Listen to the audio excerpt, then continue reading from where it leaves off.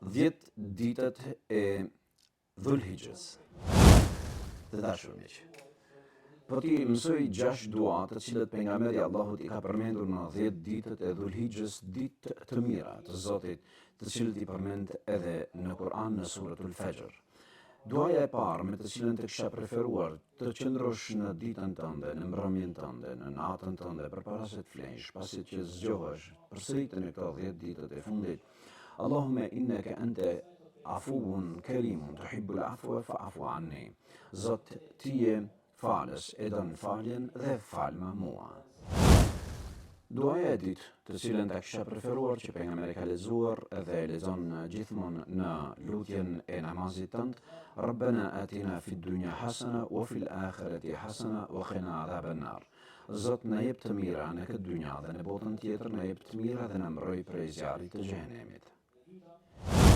Duan e tretë të cilën kisha preferuar është atë të cilën e bëri Ademi a.s. dhe e bëri Nuhi a.s. dhe më shumë pejgamber. La ilahe illa anta subhaneke inni kuntu minadh dhalimin. Nuk ka kush me të drejtë që meriton adhurimin përveç teje, o Zot, i lartmadhëruar qofsh. Unë isha nga të padrejtët dhe unë isha që i bëra padrejtësi vetës.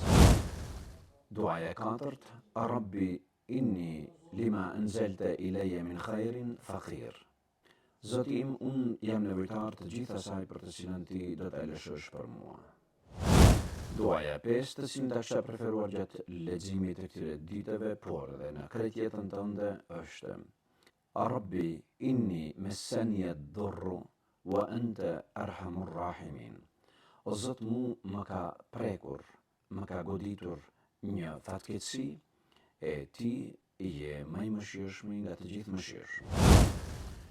E gjashta është astaghfirullah alladhi la ilaha illa huwa al-hayyul qayyum wa atubu ilayh.